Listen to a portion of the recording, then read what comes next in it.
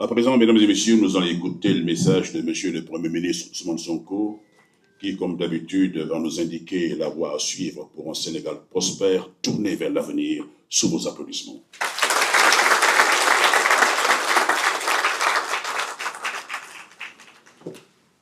Merci beaucoup. Monsieur le ministre secrétaire général du gouvernement, Madame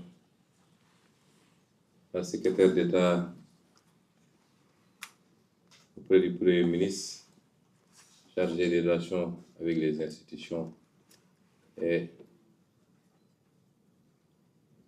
Mesdames et Messieurs les collaborateurs, chers invités, Mesdames les femmes.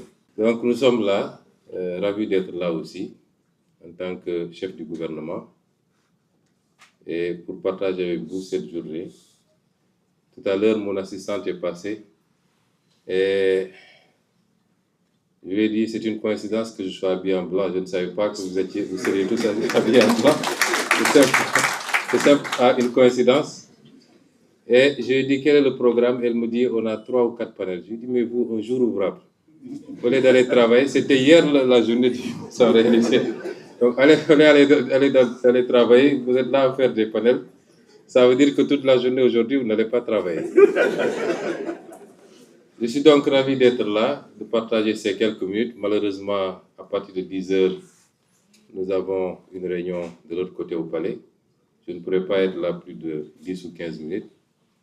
Mais c'est pour marquer aussi l'importance que constitue la femme et les femmes pour toute société qui se respecte, et particulièrement la société sénégalaise, dans laquelle nous avons tous été éduqués dans ce bon vivre ensemble avec nos sœurs, nos mamans, nos épouses que vous êtes. Et nous tenons à perpétuer cette tradition. Notre vision de ce que doit être la femme, je crois qu'on l'a suffisamment explicité à travers nos discours, à travers nos récits, mais également à travers les ouvrages que nous avons publiés, mais aussi à travers nos programmes politiques. Il ne s'agit pas de parler d'égalité, il s'agit simplement de tout faire pour que chaque femme ait ce qu'elle mérite. De la même manière que tout homme doit avoir ce qu'il mérite. De par son mérite, c'est important. Nous devons travailler à égaliser les chances, mais à travailler même à discriminer légèrement quand il le faudra, pour permettre aux femmes de rattraper ce gap. Quand j'étais aux impôts, j'avais tendance à dire que si on veut régler un certain nombre de problèmes liés à la corruption, il faut confier aux femmes toutes les responsabilités où on manipule de l'argent. Toutes les responsabilités. Parce que les statistiques ont prouvé que c'est malheureusement la zone qui est la mienne, qui est la plus exposée à certains phénomènes, notamment la corruption, aussi bien en quantité qu'en volume. Tout à l'heure, en venant, j'ai discuté avec Madame le ministre de la Justice. Elle me dit que les statistiques carcérales, c'est qu'il y a 3,4% seulement de femmes dans les prisons. 3,4% de femmes. Tout le reste, c'est les hommes. Ça veut dire que les femmes respectent beaucoup plus la loi et les règles de la société. Et c'est pourquoi aujourd'hui, si on veut bâtir un pays, on ne peut pas le faire sans les femmes. Le pays qui avance sans ces femmes est le pays qui n'avance justement pas. Et c'est pourquoi nous allons continuer à travailler, à poser des mesures concrètes. Je peux annoncer parmi ces mesures-là la réforme foncière, surtout en zone rurale, qui devra permettre aux femmes d'accéder à la terre, qu'elles sont les plus nombreuses à travailler d'ailleurs en zone rurale. Permettre aux femmes d'accéder beaucoup plus, et beaucoup plus généralement, aux responsabilités. Avant-hier, le mercredi passé, en Conseil des ministres, je faisais le tour de la table de réunion et je regardais les ministres et je décomptais. Bon, on a, je crois, 5 femmes, n'est-ce pas, Marie-Rose? 4 femmes. Et je décomptais, je me disais bizarrement, si on me disait en qui tu as confiance le plus dans cette salle, je dirais c'est les 4 femmes-là. Parce que je sais qu'elles trahiront jamais. Parce que je sais qu'elles trahiront jamais. Elles sont fidèles et loyales dans les relations. Et c'est pourquoi aussi, même ici au sein de la primature, nous avons essayé d'impulser un certain nombre de choses pour les femmes, notamment la crèche. J'avais demandé à Mme Barelgué, ma conseillère, de faire le travail. Elle l'a fait, le devis. On a identifié le local en bas qui devra abriter cette crèche, qui certainement dépassera le cadre de la primature, peut-être tous les fonctionnaires de la zone. Parce qu'une femme qui a son enfant à côté travaille dans des conditions de sérénité, plutôt que de se dire qu'est-ce qui se passe à la maison.